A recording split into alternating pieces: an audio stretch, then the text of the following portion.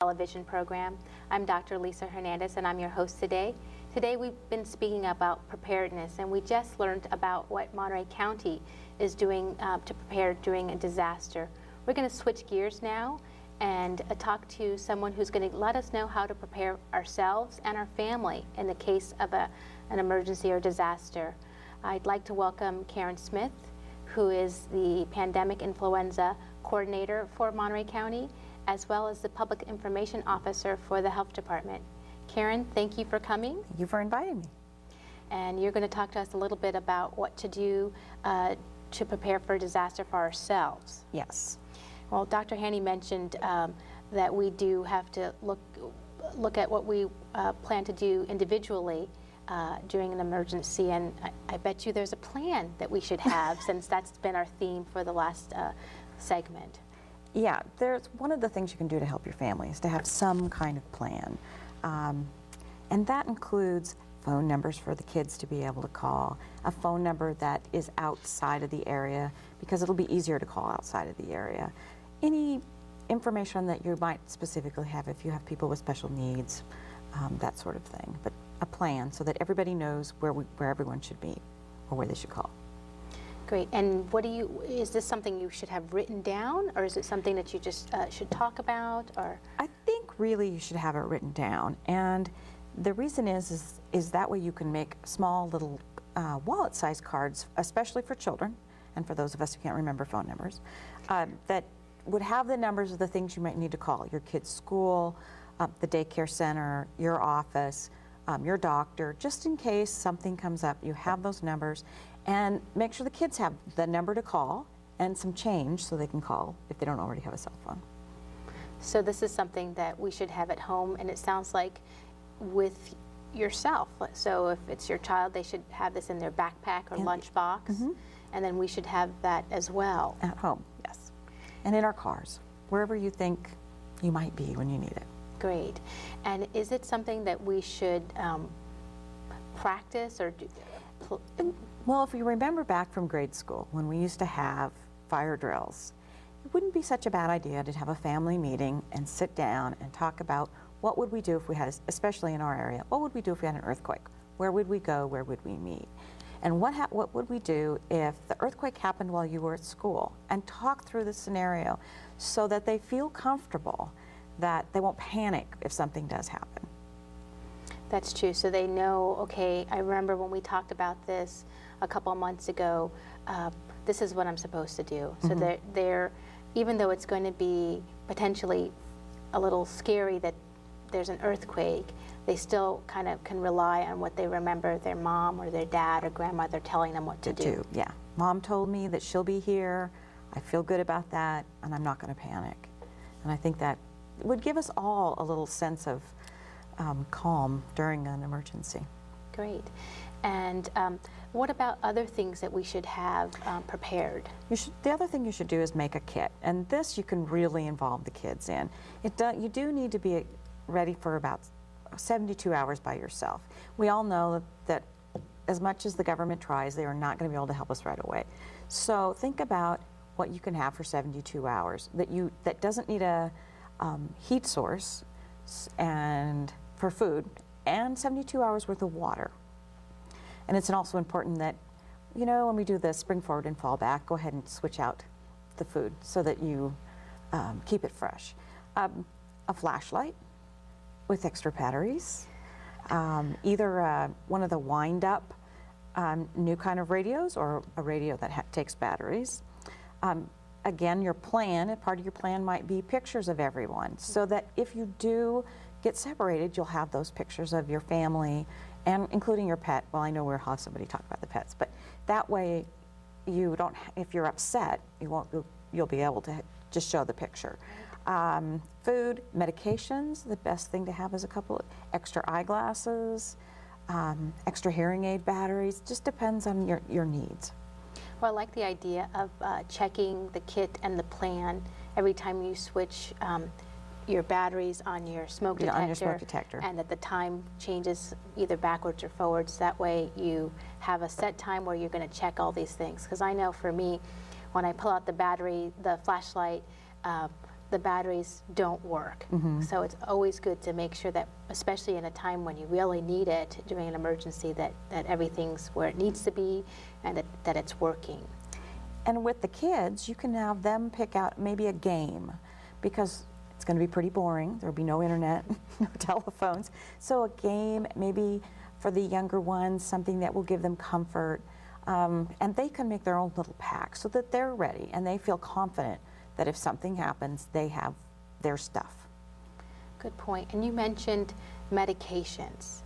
What is your suggestion for someone who's taking medication, say for diabetes? What should they do for that? I would say the best case would be to have a 30-day supply on hand, and I know that that is not easy because insurance won't pay for an extra 30 days. But for things that you can, my suggestion is to refill a week early. So eventually you have a stockpile. That way, if you can't get to a pharmacy or the pharmacy that you normally go to is unavailable, you still have that stockpile, especially when it's diabetes drugs, heart medications, all those things that we depend on. And I also say throw in some other things that you depend on, well, at least I do sometimes, which is Tylenol. Tylenol. And Aleve. And some Bandaids, you know, your basic first aid kit, maybe an ice pack, the kind that you can shake and gets cold and that kind of thing. Just whatever you think you might need.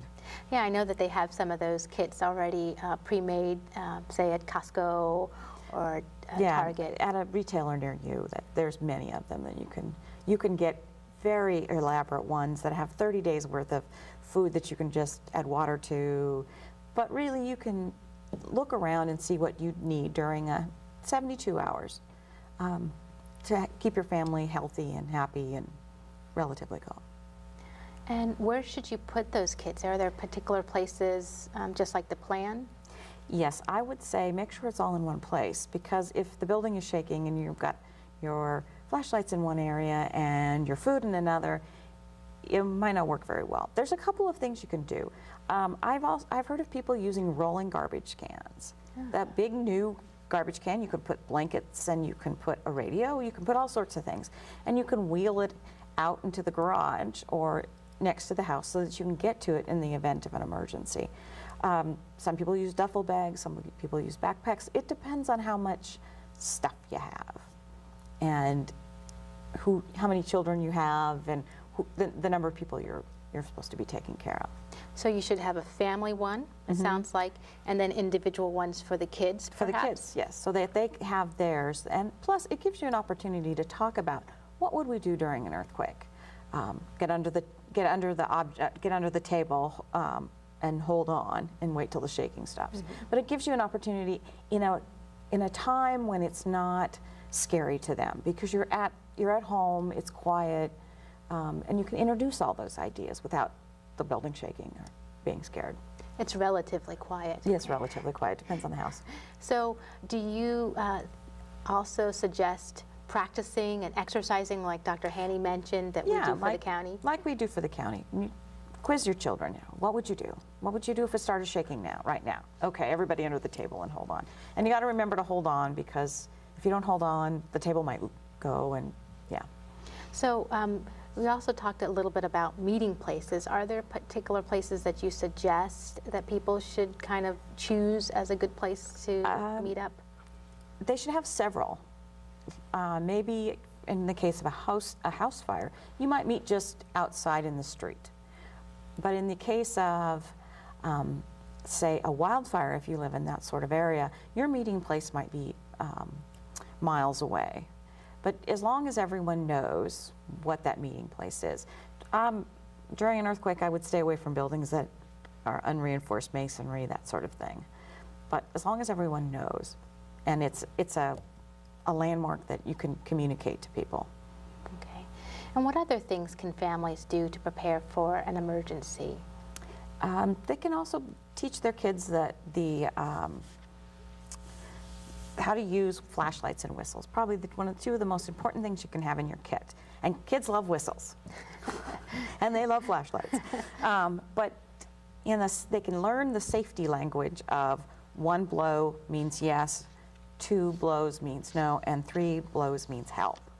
And where you can't yell very loud, maybe in this emergency, you can blow a whistle.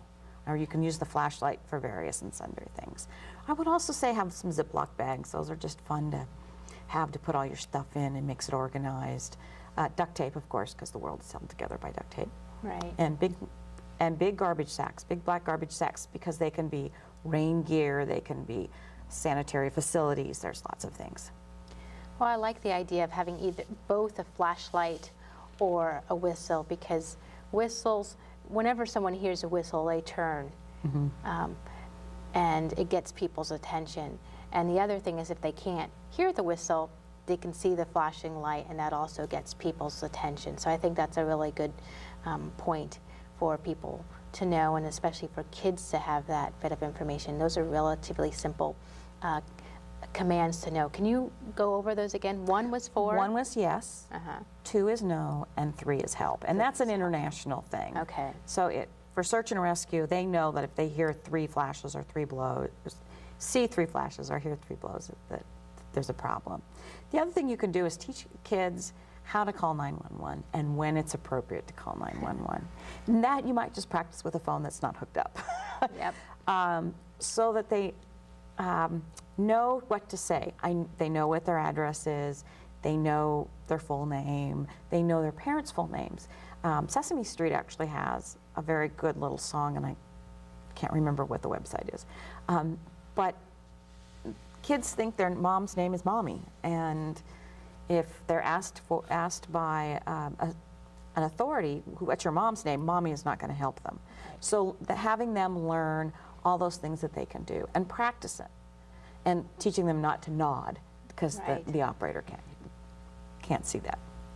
I think that's really important. Key, as you say, make sure the phone is disconnected before you start dialing 911. Before you start practicing. But it is very true that they should know how to communicate with an operator during an emergency, because they may be the only ones that are able to get to the phone. And being able to have that basic information is helpful either on the phone or otherwise, where they live, what their parents' names are, what their name is, their full name. They may only know their first name if they're younger kids, so I think that's really good information. What other things should kids know? Older kids, you might teach them how to shut off the utilities. I wouldn't suggest little kids learning how to do this, but the gas and the electricity, what do they need to do in the event that they're home alone or something happens? So there's some relatively simple diagrams that are available on the internet, or you can call your local utility and they'd be happy to help you with that. The warning with that is once your gas is turned off, you need to call the gas company, and they need to come back in to turn it back on, because it's too dangerous to do it yourself. Didn't know that. And then always, always, always the family contact. Who do you call if everybody's scattered? If it happens while mom and dad are at work and the kids are at school, who can they call to all check in? Because, and again, outside the area, so that there's a kind of a clearinghouse of phone calls. So everyone can check in, they'll know they're safe, and people can pass messages. Oh, that's great to know. So basically you have someone outside of the area who is that point person. And even if we can't communicate with each other in the, say we're in Salinas, that person who is in Kentucky will be able to give us the information about our loved ones and our family members who are within the disaster area. So that's good to know. So for kids, knowing how to, knowing 911, knowing what to do once they get connected to 911. If they're older, and I would vote for 10 or above, I would too. or maybe older, how to turn off certain types of electrical utilities, gas and electric. Thank you. And also remembering who that contact person is, how to get in touch with that person. Which really is one of those, the functions of the wallet card. And also on the wallet card, depending on the child or depending on the needs of the child, or the person, you could also put medications, their doctor's information. Just depends. It's kind of like the medical alert bracelet or that sort of thing that you need to think about. Okay, what happens if I can't speak for myself or my child can't speak for themselves? What can we give those first responders some information so that the wrong thing doesn't happen.